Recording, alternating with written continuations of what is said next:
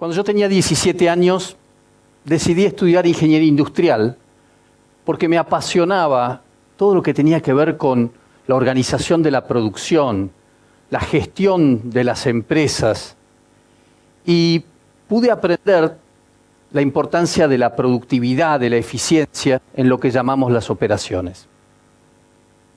10 años después, a los 25 años, decidí estudiar un máster en administración de empresas y ahí aprendí 3 nuevos mundos: lo que son las finanzas, lo que es el marketing y lo que es la estrategia, que junto con las operaciones que ya había aprendido, eran como la clave del éxito de cualquier organización, cualquier negocio, de cualquier empresa.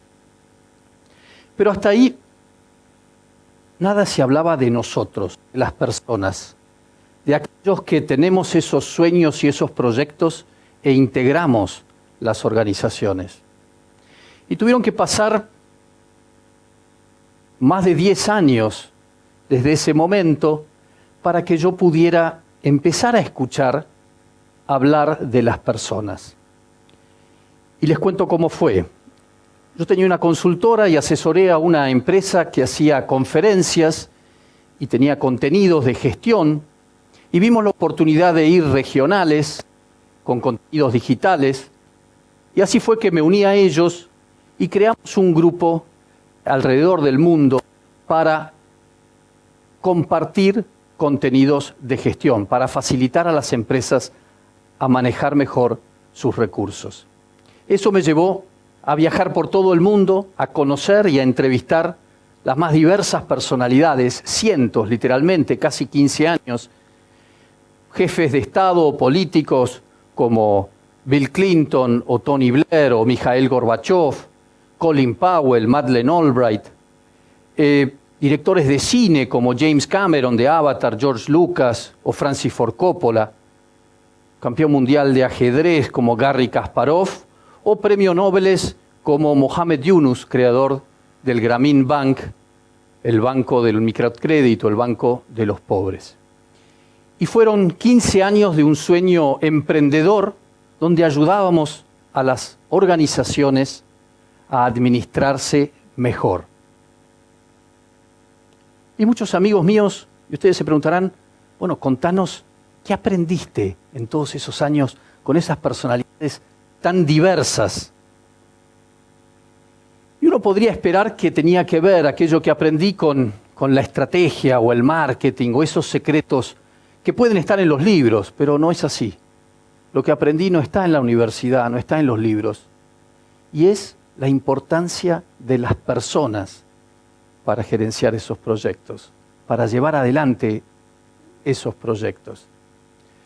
Por ejemplo, recuerdo cuando le pregunté al presidente Clinton quién había sido su primer mentor. Sin dudarlo me dijo mi madre. ¿Y qué aprendió de ella?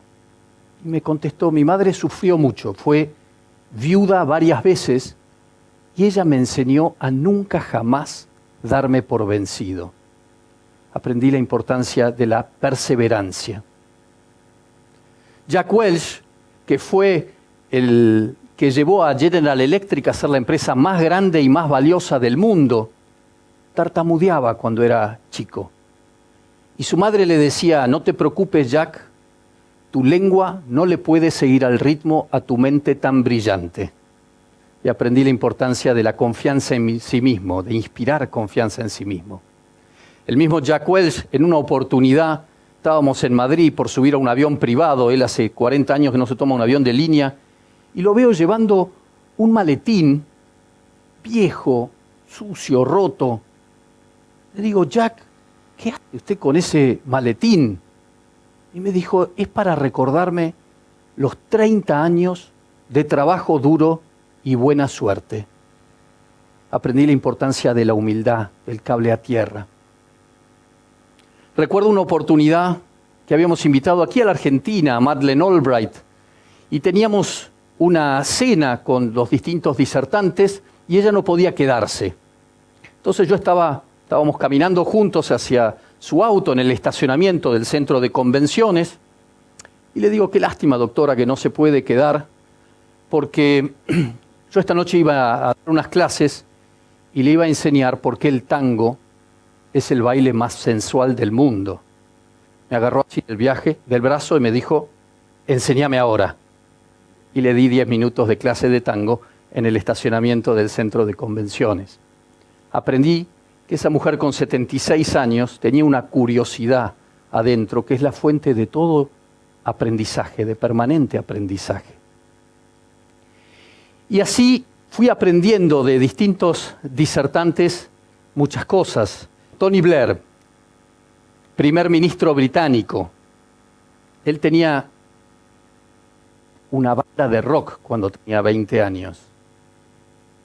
Y él siempre le gustaba y me decía ir a los conciertos, aunque fuera de incógnito, para estar en contacto con la gente, para escuchar lo que decía la gente. Aprendí la importancia de la escucha. George Lucas, creador de Star Wars, él quería estudiar fotografía, sus padres no lo dejaban, empezó a estudiar ciencias sociales.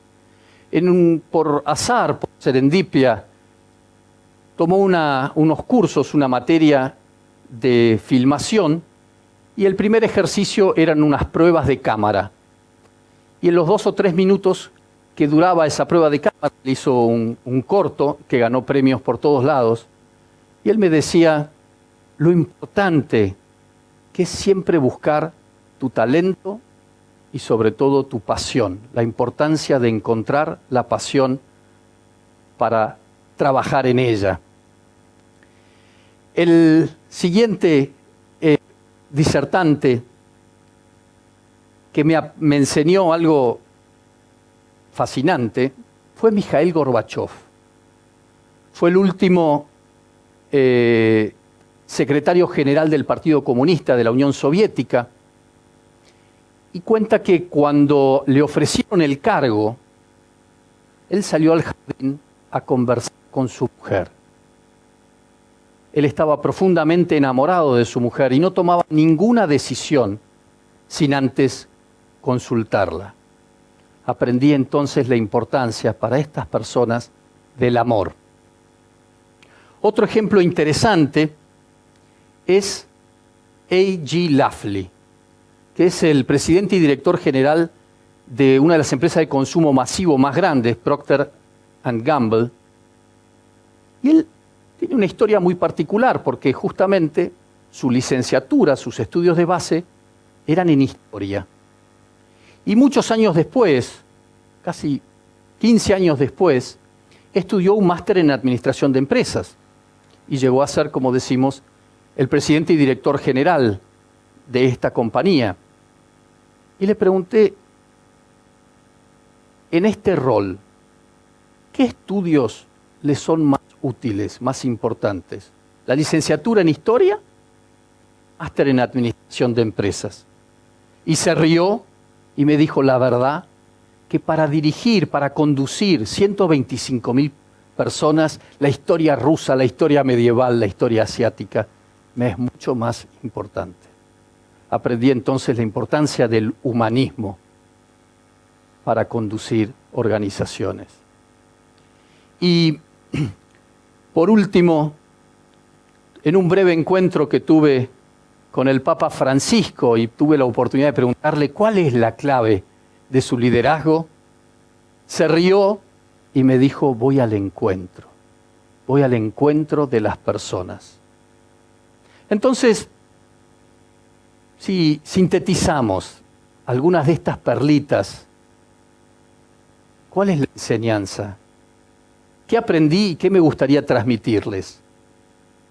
Que todas estas personas que transformaron de carne y hueso, que tienen pasiones, que tienen un sueño, y que a través de esa pasión y ese sueño buscan modificar la realidad para sí mismos y los que los rodean.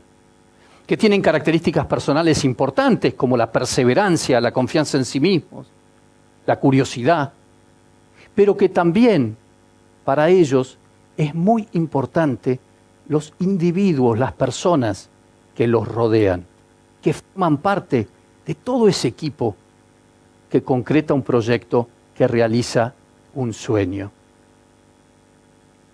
Entonces, completando a las operaciones, al marketing y a la estrategia, aparece aquí como totalmente central para el éxito de un proyecto las personas. Ahora, la siguiente pregunta es, ¿cómo se moviliza a las personas? ¿Cómo se hace que esas personas se sumen al proyecto o al sueño?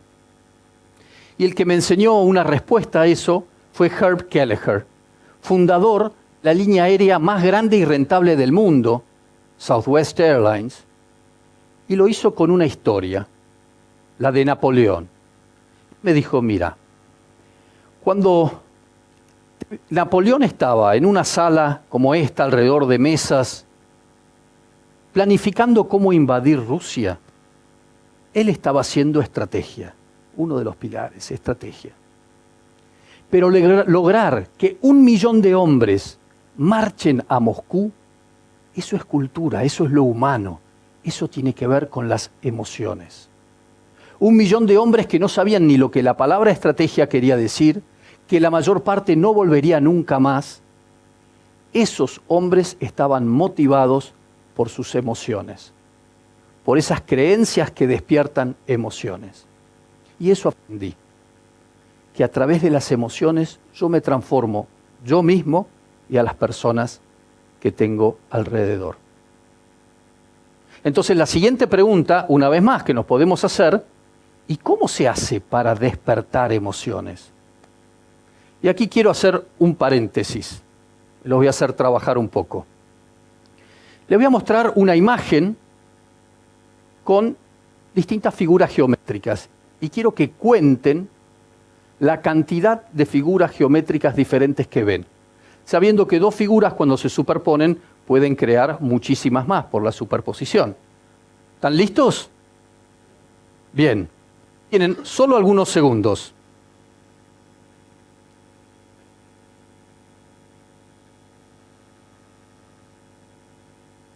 Tres, 2, 1. ¿Cuántas contaron? A ver, ¿quiénes contaron menos de 20? Muy bien. ¿Entre 20 y 30? Muy bien. ¿Entre 30 y 40? ¿Más de 40? Algunas allá. Bien, pero ¿cuántos chicos había en el ómnibus escolar? ¿Qué hora era en el reloj? ¿Qué forma tenía la figura verde? ¿Tenía rúcula la pizza? Claro, todos se ríen. ¿Qué pizza? ¿Qué ómnibus escolar? ¿Cuál es la moraleja de este ejercicio? La pregunta nos enfoca, nos aumenta el desempeño para contestar eso exactamente que se nos pregunta.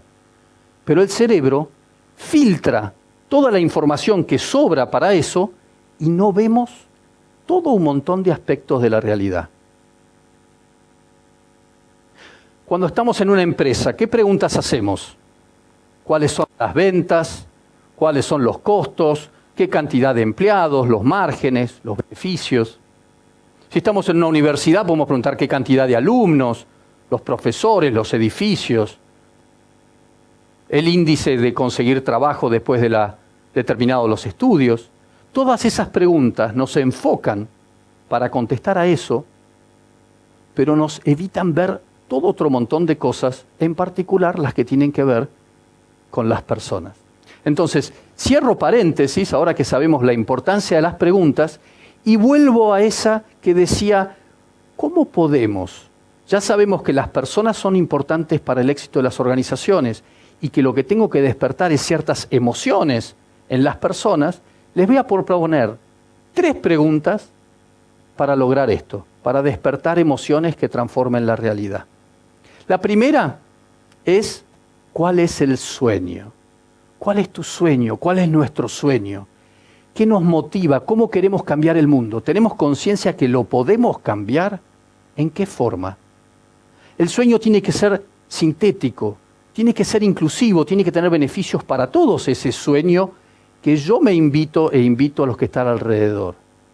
Y despertar emociones. ¿Qué emociones? Sentido de propósito, pasión, esperanza. La segunda pregunta que ayuda a transformar realidades despertando emociones es: ¿te ocupás genuina y sinceramente de las personas? ¿Nos ocupamos de las personas de nuestro entorno? ¿O cuando vamos a trabajar hacemos bien nuestra tarea, hacemos nuestras responsabilidades correctamente, pero hasta ahí? O, por el contrario, llegamos a nuestro lugar de trabajo, a nuestro lugar de desempeño y miramos, nos conectamos con cada una de las personas que están ahí.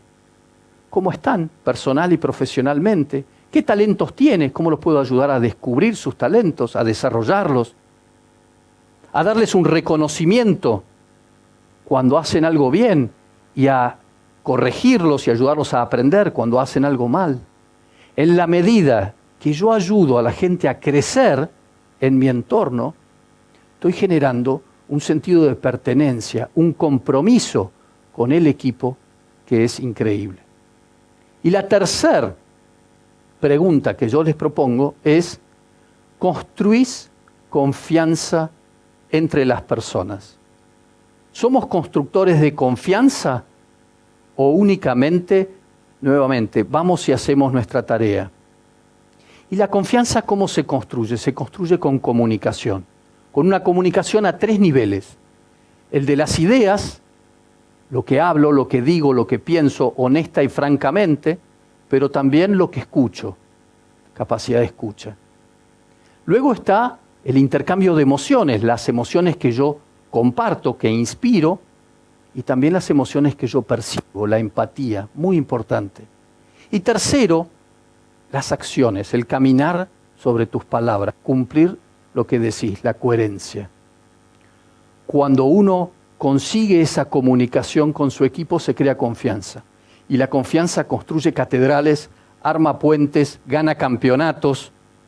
Es esencial para cualquier trabajo en equipo. Entonces, vimos 3 preguntas que nos ayudan a encendernos para movilizar a las personas en pos de un proyecto. Y nos podemos preguntar: ¿quién se tiene que hacer esas preguntas? ¿Los jefes, los dueños, los funcionarios, los profesores, los líderes? Sí. Pero también cada uno de nosotros. Cada uno de nosotros tiene que ser protagonista proponiendo o uniéndose a un sueño, a ocuparse genuinamente de las personas, a construir confianza. Seamos protagonistas de construir empresas, sociedades, organizaciones tan humanas como la gente que trabaja en ellas. Si tenemos que elegir un trabajo, miremos el valor de la persona en esa empresa. Si tenemos que construir un emprendimiento, hagamos que las personas sean centrales. Si ya estamos trabajando en un lugar, ayudemos a humanizar ese lugar con la persona como foco.